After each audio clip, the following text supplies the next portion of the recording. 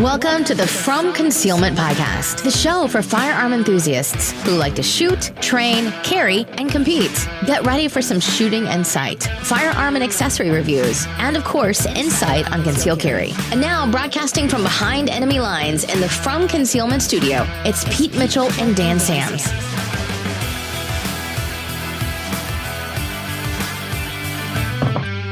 Hey, Freedom Nation, this is Pete Mitchell. And I'm Tinfoil Max.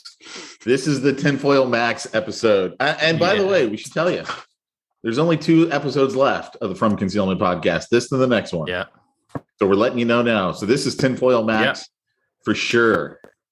Yeah. We're going to go out with a crinkle of tinfoil. What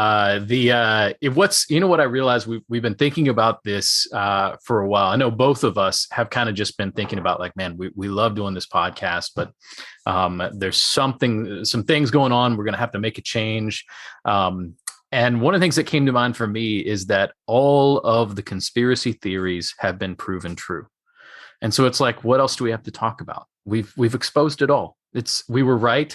We were right about COVID when it was going down in Wuhan, Pete. We were talking about shady stuff in Wuhan in 2019. And everybody was like, you guys are crazy conspiracy theorists. And I'm like, something's going down. And we were following all the Hong Kong protesters who were exposing it. Not all of them. We were following some of them. We were right about that. We've been right about the COVID response. We've been right about all these other things. And we better stop. Otherwise, we're going to end up like... You specifically said on this podcast, don't forget, it's mass shooting season right before the string. And then how many have we had since then? Oh my gosh, dude, like crazy.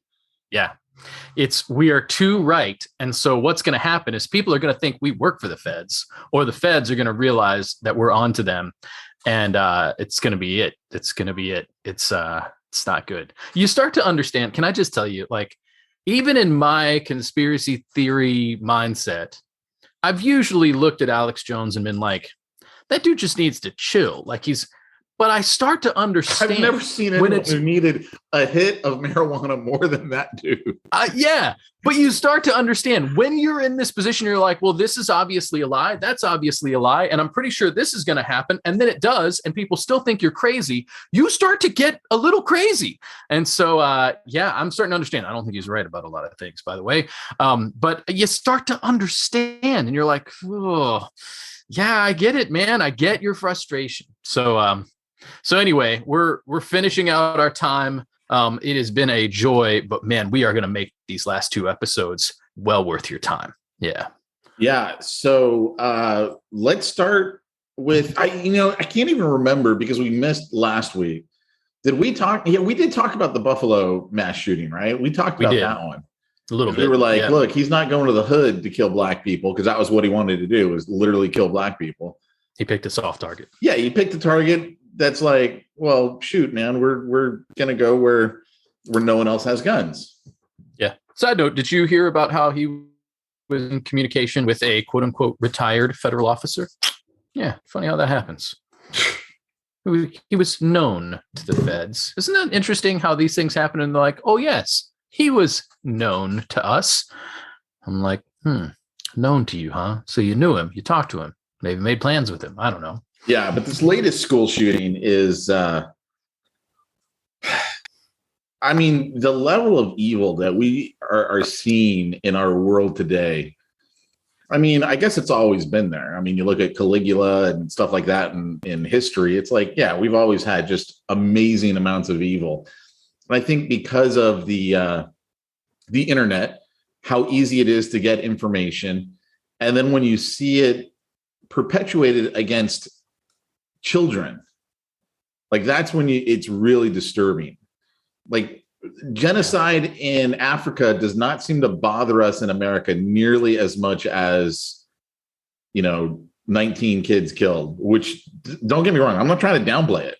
I mean, it's freaking evil, but it's weird how that kind of dynamic works in our minds, where it's like, you look at how bad things are in Africa right now and the Middle East. And it's like, yeah, but this is what sends us over the edge, and it should send us over the edge. But I'm kind of like, well, why aren't we also looking at all this other evil that's going on in the world? And that's exactly right. Why aren't we affected by that the same way? I mean, it's one of those things. It's interesting to see. Yeah. Well, some of it is related to how much of it gets to us, right? We don't see all this stuff. The news is choosing Sure. what we're seeing, right? A big part of it. And the other thing is certain things get closer to home, when it is in your country, you have more concern because it feels closer to home. And that's okay. That's not all that's bad. Right. I would say it's bad that the media keeps us from seeing certain things. But here's what's interesting to me. I like to point out, like, if we're looking at global history, in general, we've actually seen a decrease in murder and other things as the gospel has spread throughout the world. You look at Christianized cultures and you notice, like, hey, those Christianized cultures are sacrificing children less. Way to go. Everybody talks bad about colonization, but I'm like, hey, you don't see the Mayans like sacrificing kids on top of a temple. You don't have the who was it that was worshiping Moloch? Like, you don't see that in a lot of those countries. Now, of course, we have the abortion, which is infant sacrifice. But I want to draw attention. There's a verse, I preached on this yesterday.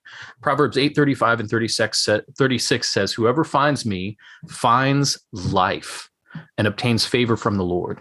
But he who fails to find me injures himself. All who hate me love death. Interesting thing. People who hate God love death.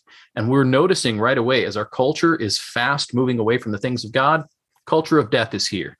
There's more transgenderism that's keeping kids from being able to have kids, which, by the way, if you haven't seen the documentary, What is a Woman? Highly recommend it. There's more murder of babies. There's more murder of people. We are seeing, as our culture becomes less Christianized, there's a lot more loving of death. So anyway, crazy times. Yeah. So we should talk about the specifics of Uvalde, though. Go ahead. Yeah, I was just going to ask about that. Give me your thoughts on that whole situation, man. Well, obviously it stinks to high heaven. So there's so many things that don't make sense. And you guys know that, like, my philosophy is, let's not have a conspiracy theory. Let's just point out when things don't add up. The Uvalde Police Department, and I'm not saying the name of the city right, I don't think I ever do. That's 4 minutes from the elementary school.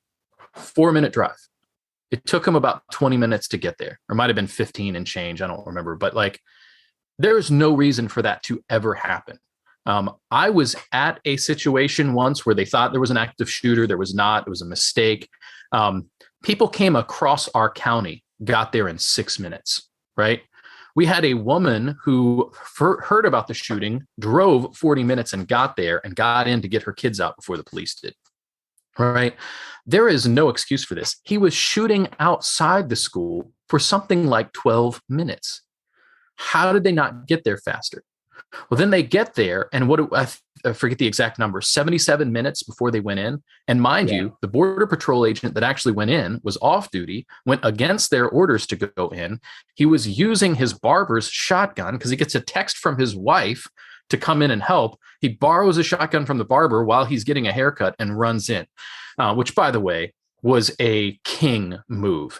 And props to him for that.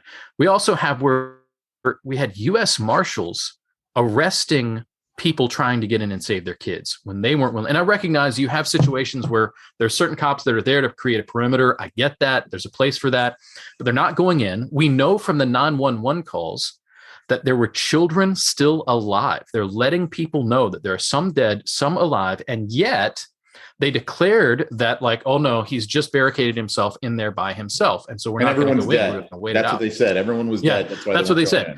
So, like, that's just flagrantly. I mean, I don't think you can make a mistake on that. Like, when you can hear people alive, when the people alive are the ones making the 911 call, you can't say that you thought that everybody was dead. Stinks to high heaven, man. Everything about this is shady. They're not reporting everything about this dude. I could go on for a long time. We have so many things wrong. And I'm talking to cops now that are like, I would have disobeyed the order. I would have gone in. And I know it's easy to armchair quarterback after, but there's a whole lot of people that are like, this is not how we do things. We know that they had two active shooter trainings in the last year. One of them was only 2 months before the shooting, right? They went directly against every piece of doctrine. Like, one of the things is, like, you always go in, like, life of the children matters more. You go in, you don't have any backup, you go in anyway, and you take out the threat. They went against that. Everything was weight, and none of it makes sense. Nobody I know in law enforcement says this is the way to do it. Nobody. Everything about this is shady. Everything. I've got more thoughts on it, but I don't want to rant too long. I saw that meme and about, there's this mom and she wanted to go in and the cops handcuffed her. They wouldn't let her in. They finally let her out of her handcuffs. And she disobeys. She goes in anyway and gets her 2 kids out of there. Mm-hmm. And I was like, dude, okay, I keep seeing this meme everywhere, but I don't know that it's true because it's the internet. And my first instinct is to discount anything I see on the internet and just go, it's not legit. So then I see her interview on the television and she tells the story.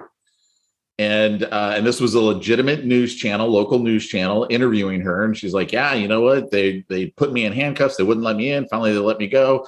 And I went in and the teacher at first wouldn't open the door for me and then finally did. And then I got my kid out and then I had to go get my other kid, which was closer to the shooter.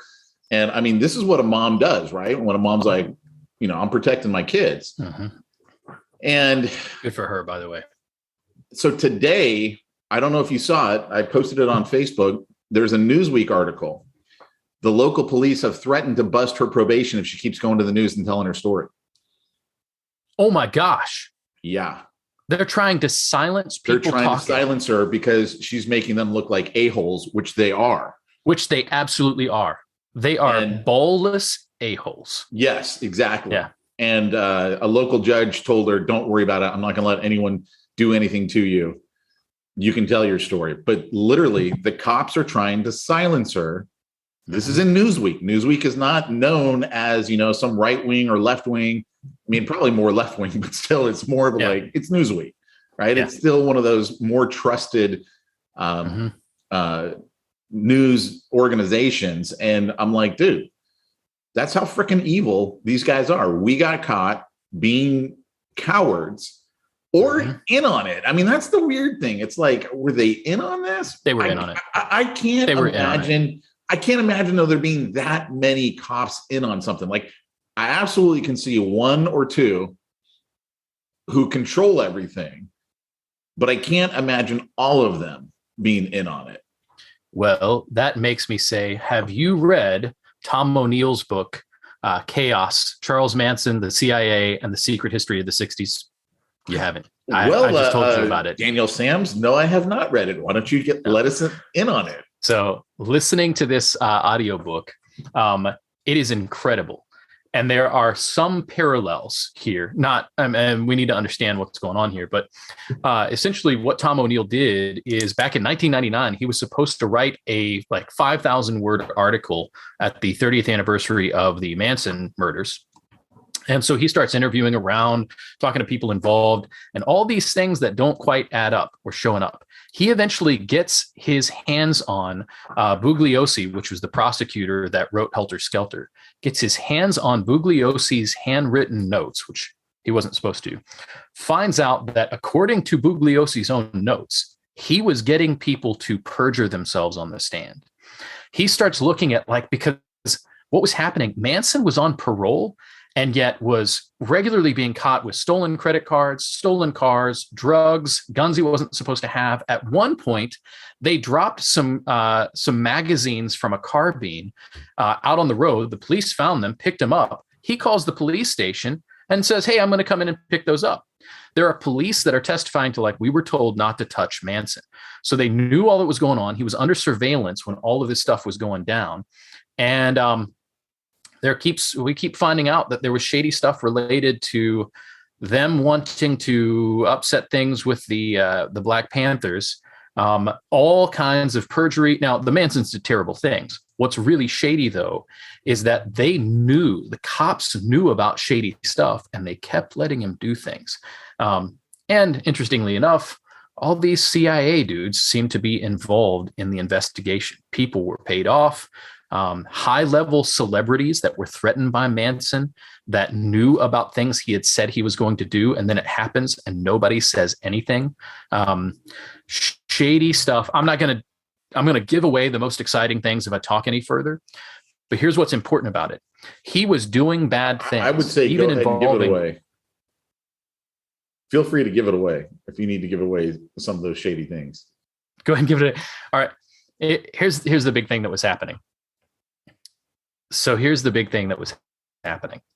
He was committing all these crimes, many of them involving minors, right? The police knew about it. They even arrested him. Actually, the largest police raid in LA County history at that time was on the ranch where the Manson family was staying. And they let him go. And so he was continually getting caught red-handed, and they kept letting him go. He was able to stay at large for months. And certainly looks like things, I mean, even the night of the Manson murders, they were they were watching him and the family. They knew about the comings and goings and where people were going. They knew they were threatening people. They essentially let the murders happen. Highly recommend watching it. Listening. But if you're looking at a situation where the police department knowingly let a bad guy do bad things for some unknown purpose that seemed to involve the CIA, well, then now we look at the Uvalde shooting and we're like, the police allowed something to continue knowingly. The 911 call means it's knowingly, right? They just can't get around that, right? So what we do is we do have a history of law enforcement, when the feds are involved, seem to allow things they wouldn't otherwise allow. And I think that's just super, super shady. And this one is maybe the worst I've seen, where there's just so much that doesn't add up. Anyway, there's more. You need to listen to that book because it's incredible. And then you notice how the media is saying there were 13 mass shootings this last weekend, but they're also changing the definition again. So the shooting at the church in Iowa, tragic as it is, qualified as a mass shooting because 3 people were shot, but it was 2 victims, and then the perpetrator shot himself. Now all of a sudden we're calling that a mass shooting. We're trying to let's bump up the numbers here. And even though he killed himself, well, that's the 3rd person. It's like, dude, you're literally moving the goalposts so you can make things seem worse than they are, which is, I'm not trying to say it's somehow, a good thing, right? It's not, right? There's still bad people doing bad things, but they're literally doing it because they want to take away our guns. And when you see Canada going, oh, look at the mass shooting in Texas, we're taking away all of your guns. Yeah. And handguns specifically that weren't even used in the Uvalde shooting. Well, but a 9mm bullet can blow out a lung. Yeah. So, there's that. I need to find that ammo, man. Where is that ammo? Because I'm buying the wrong ammo. If that exists, want that plus ammo. It's the plus. Plus ammo. Yeah. So speaking of the guns used, this is another thing that's bugged me the whole time.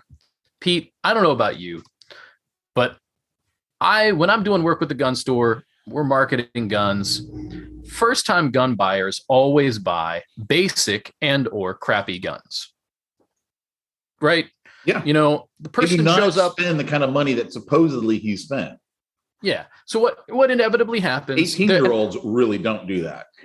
Especially, right? So what'll normally happen for those of you guys, I mean, most of our listeners are gun guys, but for those of you who are not familiar, there's a reason why if you go to a Cabela's, the shelves are lined with Smith & Wesson M&P 15s and maybe a few Ruger 5.56s, right?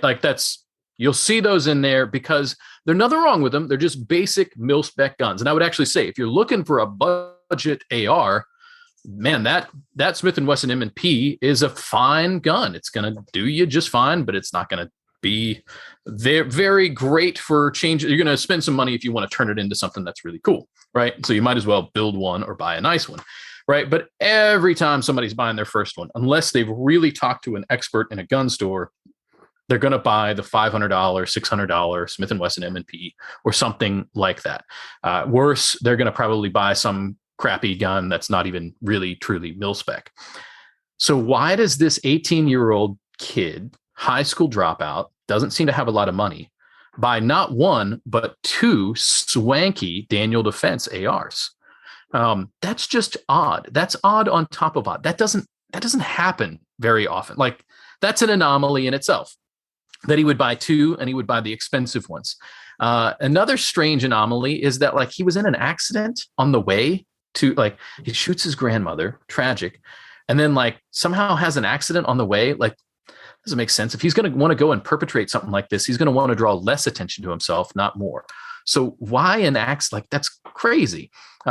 There's all these things, the shooting outside, the leaving one gun behind. Nothing makes sense here. Unless he was on scopolamine, which we probably shouldn't talk about too much. But if you're familiar with scopolamine, I'm not pronouncing it correctly. Interesting drug. Essentially can put you in a state of amnesia where you are very susceptible for people to tell you something to do. Now, I'm not saying he was on it, but interestingly enough, people kind of function in a fog. Their motor skills are not perfect, but they're willing to do things they wouldn't otherwise do. I just think that's interesting. All of this is speculation, but there's a whole lot of anomalies that don't make sense. So it puts us in this position where we're like, well, what did happen? Why was he foggy enough that he was in an accident? Why did he buy those guns? Where did he get that money? Did he have a credit card as an 18-year-old? What happened? Who talked him into buying those guns? Why would he buy those guns and not an M&P? You can't get a credit card that high of a limit as an 18-year-old days after you turn 18. It's not it's literally not possible. Where did that money come from? Yeah. I mean, to me, that's one of the most iffy things about it. It's like, Daniel Defense are not cheap firearms. And he had the optics for it. He had everything. And I'm like, okay, where did this money come from? Something's not adding up here. I know I'm not supposed to step beyond like the speculative, like, hey, something doesn't add up. But it was the feds. This is the freaking feds. This has the feds written all over it.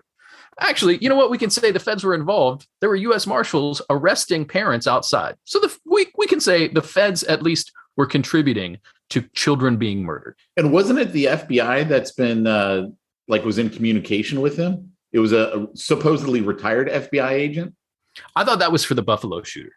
Was that for this guy or the Buffalo shooter? I don't remember now. I mean, I'm assuming that was, I'm pretty sure there was Buffalo shooter. I wouldn't be surprised if it's the same for this one. It might have been the Buffalo shooter. I don't want to say something that is so far off. But I'm looking at this going, first of all, and this was my point. And I was getting into it with people on Facebook because I'm done with everyone going, well, we got to take away everyone's guns. You can't do that. Like, the ship has sailed. When you have more guns than there are people in the United States, you're not taking away the guns. You're literally taking it away from the good guy, because the bad guy can always have access.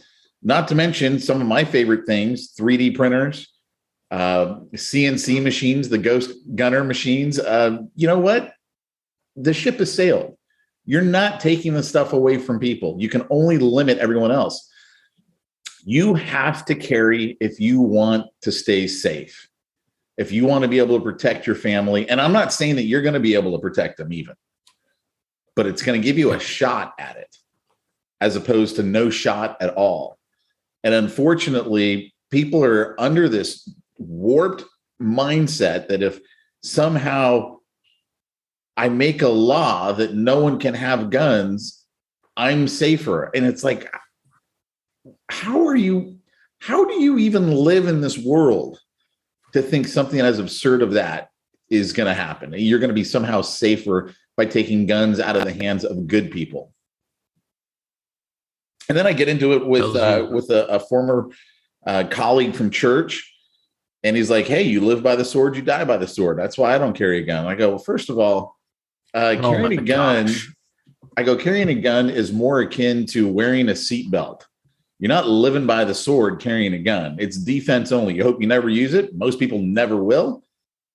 And if you do need it, you got it. I go, living by the sword and dying by the sword is more like being in the cartels or in the gangs. That's living by the sword, dying by the sword. Yeah. So context matters here, big time. It does. Well, and Jesus's comments are when Peter is making a proactive move as opposed to a directly defense move. You could actually make a little bit of argument as to whether or not he was justified or not, but like violence had not been committed and he started the violence, right? And so this is a whole different thing. Not to mention, let's just face the facts that in the Old Testament, God commands the use of weapons. And in the New Testament, we are going to show up with him riding on white horses as an army. He is the Lord of hosts. A host is an army. It's not just a choral group. Yeah. So, that's just a ridiculous statement. Oh my gosh. Live by the sword. Well, and the other thing too, when people go, that was the Old Testament, we're in the New Testament now. Oh, so you believe in different gods. Okay. There was a different God.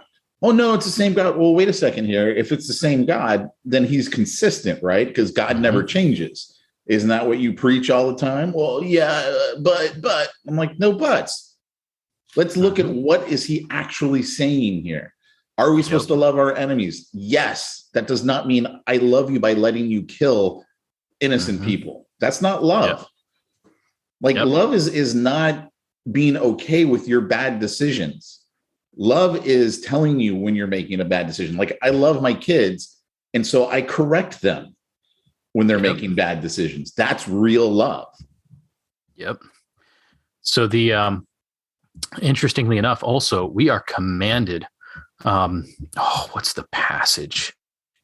I'm going to miss the passage. Oh, no, hold on. It is Proverbs 24:10-12, where we are commanded to rescue those who are being taken away to death and hold back those who are stumbling to the slaughter. We also see where Scripture is pretty clear that I, as a man, am commanded to provide protection and provision for my family. This whole thing of like trying to misapply live by the sword, die by the sword, and that as a reason to not protect your family, that's a pansy move. I have no respect for that. I just don't. Yeah. Because you know what they're going to say? They're still going to ask the police officer to show up. So you want him to live and die by the sword? Is that what you want? Yes, because they represent the state, and we're letting the state do it. That's literally what I had one conversation, and that was the answer. We'll let the state do it. That's insane. And then I would say, okay, so is the state somehow exempt from all this, right? And then beyond that, like, you're assuming then that the state is going to be right. Even if you're going to go that direction, I'm like, let's look at how our state is established and how it's set up. The assumption in the Second Amendment is that the people are the ones bearing the firearms, not so much the state. And so I'm like, if you are going to be obeying in a Romans 13 way, well, then you're going to have to be the one that functions as the militia. But you're not, because you're a pansy. I just don't have nice words for it. I'm going to quit being nice about it because it's just ridiculous. They're getting people killed. I got this one friend of mine. He wouldn't answer my question because he's like, I put my faith in God, and he's from Africa, so he's been in some really hairy situations, and he has seen the Holy Spirit show up in supernatural ways. So I get where he's coming from. I go, okay, that's great, and I can respect that you don't want to carry a gun. Can you respect that I do want to carry a gun? Silence. I'm like, okay, and what about the person who's not a Christian? They don't have faith in God. Can they carry a gun? Because that's not what they believe. Silence, right? He can't answer that because it's not really about trusting God. I mean, it is for him, but it's also, I don't want anyone else to have guns. Yeah. Well, and then this whole trusting God thing. Well, I trust God to provide me my daily bread. I pray for it regularly, really pretty much every day. I pray for God's daily provision. Does that mean I don't work? No, of course I work. I'm commanded to work. I pray for God to give me shelter and other things. And, I work for those things also. He has given me provision to do that. I pray for protection, and I conceal carry.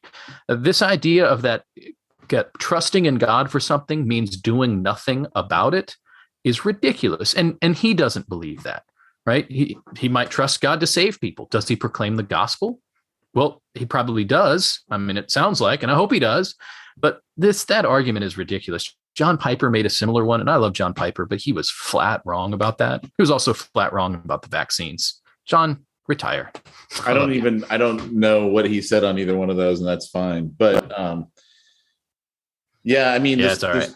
This one friend, I was he unfriended me after our discussion back and forth on Facebook because he was telling me that my stats were BS, and look, you're taking it from a pro-gun site. And I go, well, you're taking your stats from an anti-gun site. So, I mean, what's the difference, right?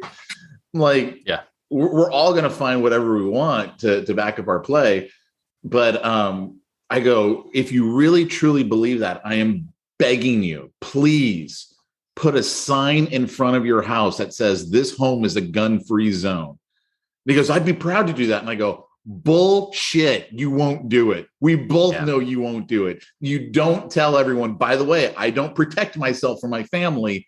No one does that, except we do that to our kids at school. Put big old signs that say a gun-free zone. Do we know? I was actually trying to look up and find out, did the Uvalde school have a gun-free zone sign up? I don't know if they had a gun-free zone sign, but it's from what I understand, they are not allowed to carry guns on school property because a couple of days later, some parent at another school in Texas had an accidental discharge on school campus. And that's where it said, you're not allowed to carry. And it was an idiot parent who probably didn't have a trigger guard on his firearm. Like, dude, seriously, if you're going to conceal carry, you better have a trigger guard. Like, let's stop being stupid with how you conceal carry. The thing is down your pants, and especially if it's down pointed at our favorite appendage. Have a freaking trigger guard on the dang thing. You don't risk certain things. I'm just saying. Yeah. So anyway. Oh, that's why training matters. Training matters. Oh my goodness.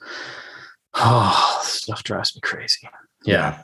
So wild stuff happening there, man. But I think we need to watch. The other thing that's worth paying attention, I've said this about anytime there is a big event, a big shooting that dominates the news, I always like to pay attention to what was just happening before that and what else is happening at the same time. Because just by nature of, there's lots of bad things happening all the time in the world, plenty of good things. Certain things get attention, and then the attention is magnified. And this is a serious thing. It deserves some attention, but usually they're eclipsing some other bit of news that really deserves attention. And I always like to say, let's try to look around at what else is happening. Check the back page of the newspaper. Check what's going on in the other parts of AP. Go and check your secondary news sources, News Rebel especially. Find out what else is going on. Check out Not the Bee, because there's stuff happening that isn't getting attention while one thing is getting all of the attention. Always just a good idea to pay attention to that. Yeah. Interesting times, man. Interesting times we live in right now. Mm-hmm. And I'm without a doubt concerned at what's happening over the next 6 to 12 months, because we are expecting really any day now the Supreme Court to come out and rule on the case about concealed carry. And we're expecting it to go in our favor. And basically, they're going to be telling the states, you have to allow people to conceal carry. Yeah, buddy. And we also know the states will ignore the Supreme Court. I mean, they've been doing it so far. They did it with Heller. Mm-hmm. Yep. They just ignore it. All the time. The Heller case clearly says, man, you can't. Basically, it's a great example of standard capacity magazines can't be banned because they're in common use. And I mean, Washington State, they ban standard capacity magazines. I believe that goes into effect July 1st. And it's like, dude, man, I'm telling you, they're coming after the guns. And show me a time in history where going after the guns did not, down the line, whether it was immediate or a few years down the line, end up turning into a tyrannical situation with millions of people dying at the hands of oppressors because they knew that people couldn't protect themselves. I can't think of a single one in history. where they didn't take away the guns and it was all happy and puppy dog tales from there on. Every time. Every time. I actually did a guest post or a guest spot on the Carpe Fide podcast about a week ago, a little less than a week ago. Highly recommend. I think it's their most recent posting. And one of the guys on there actually cited several of these situations. They took away the guns this year, and then such and such year, this tyranny happened. JP Spears did that great video that I showed you, where he goes through it, and he literally goes, "This is when China did it, then this happened. This is when this country did it, then this happened." That's probably the better one to follow because it goes into such detail. On this other podcast I was on, they did a great job just citing a few of them. Didn't go into as much detail as that video, but yeah, you're exactly right. And it's funny because this is what I think they had actually said on there was that like, oh, I'm sure they gave good reasons every time. There was always you're going to be safer when we take these away. We're protecting the kids. That's the battle cry. Don't you love the kids? Don't you want to save the kids? Yeah. And don't listen to someone who is actively sponsoring bills to murder children in and immediately outside the womb, who now tries to play the let's protect kids to take away your guns, because the goal is to kill the kids. I mean, that's just the reality. They're murdering them in the womb. They're castrating them as 8-year-olds in name of all this transgender bullcrap. And I would say in situations like this, the feds had something to do with this mess. So they're going to stop parents from protecting their kids. They literally handcuff parents to keep them from protecting their kids. What do you think they're going to do in the rest of this stuff? What do you think they're going to do when you don't have guns? It's only going to get worse. A big part of this is because they want to control everything, and they're happy to kill kids to get that control. So we know it. We're going to see the gun decision come down. We're going to see Roe v. Wade come down. We already know which way that one's leaning. There are absolutely going to be riots this summer. Yeah. You got gas prices at these absurd levels. Like, I don't know if you saw it, but I thought it was fake until I, again, read it on a legit news site. There's a gas station in Northern California over $9 a gallon, like $9.50 a gallon for gas. Yep. Dude, we got the food processing plants burning down. Yeah. 22 in the last however many months. Most of those, by the way, are in the last like 6 months. And by the way, this is getting sketchy, bro. This is like really, really sketchy. Sketchy. This, by the way, is the exact Marxist playbook. Every freaking time. This is the Marxist playbook. They destroy distribution, destroy food production. They take away guns. They control all these other things.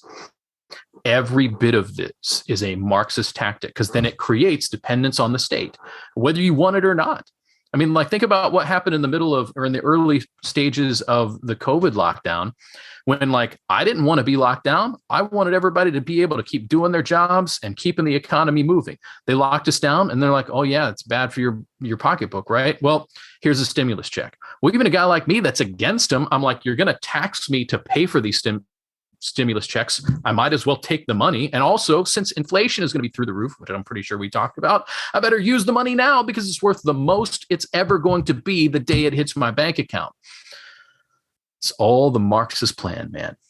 Every bit of it. This is the Marxist playbook. It was funny because my parents are really into masks and the lockdown. Like they're fully in favor of it. It didn't matter that I used logic to show them, why don't you just stay home if you're so afraid? Why you got to make everyone else stay home? Like that's the one that always gets them. Well, because like whatever, right? So Northern California, Alameda County has mandated masks again. It's expected by the end of the month in LA County. And I'm like, dude, this is the reason why the governor hasn't given up his emergency powers 2 years later.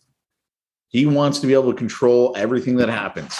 So imagine the masks come back. What if lockdowns come back again?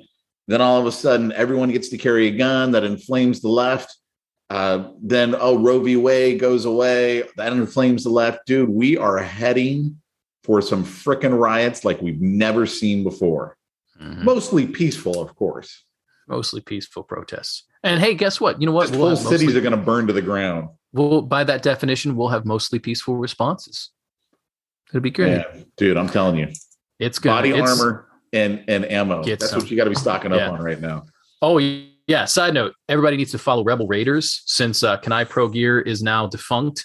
Rebel Raiders is picking up the torch, making some improvements on old Kanai gear, and it's going to be available soon.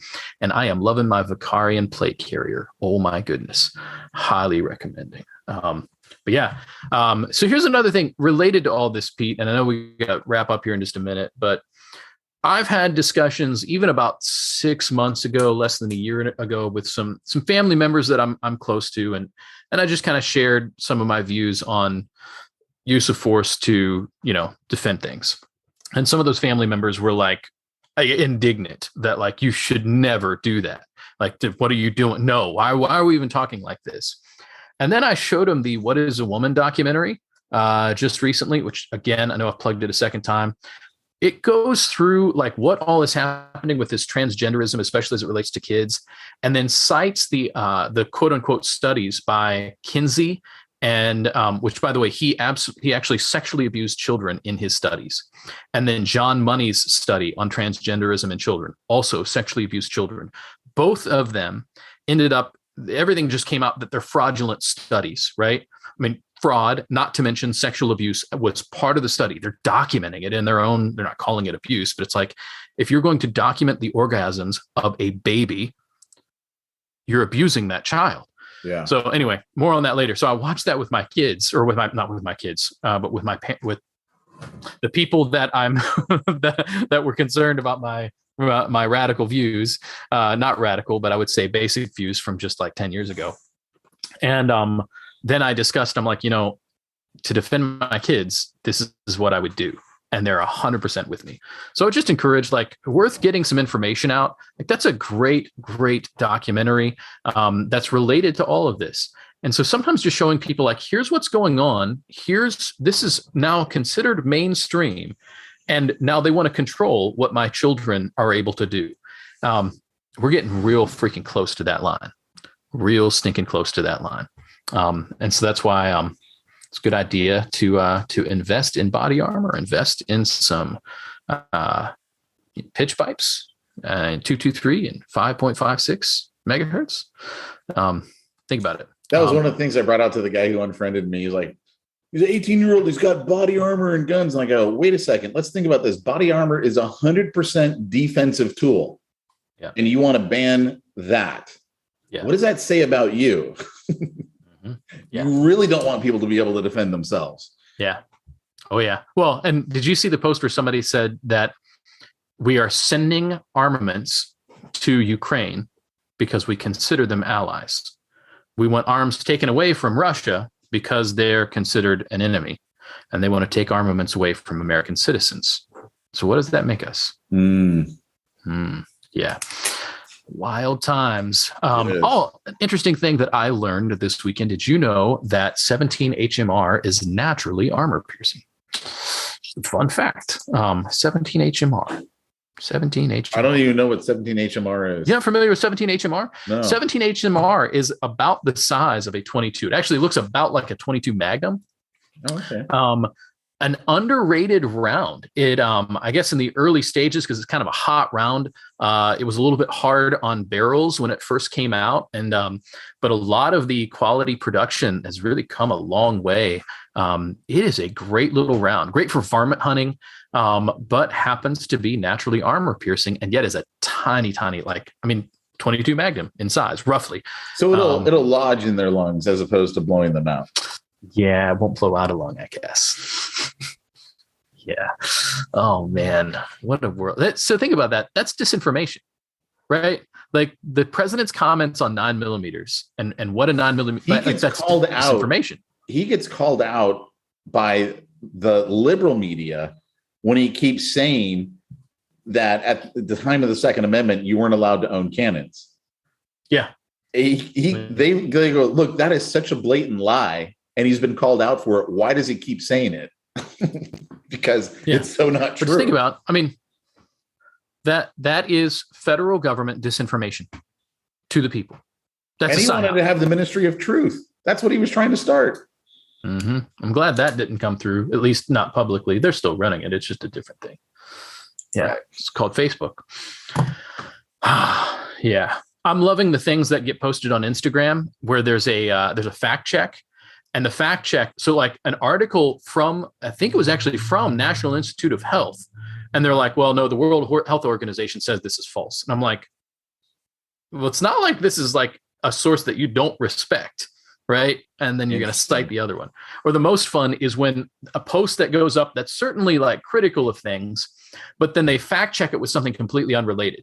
So it gets them the fact checker up there, but then it's about fact check, vaccines are safe. But like nothing about vaccines was mentioned. It's nothing to do with that, but they'll throw that up because it looks like, oh, this is something shady. And when it's like, this has nothing to do with anything. Yeah. Or I could go for a long time. They fact check the Border Patrol agent and say that story's not true. Or they say part of the story is not true. They don't, I mean, I don't know that I read enough of it to give a rip. That's the best when it's true. And then they just say part of it is like, well, no, he was wearing a blue hat, not a dark black hat. You know, like it's like, you guys are ridiculous. Remember, partially false means mostly true. Exactly right. Good stuff, man. Well, this was a fun one today. I'm looking forward to our final one. Who knows what's going to happen between now and next week that we'll have to talk about, but I'm sure we'll have plenty to talk about on our farewell episode. It'll be episode 125, right? 125. Yep. 125. Why don't you give Lake Erie their plug? You guys, big exciting things happening with Lake Erie Arms.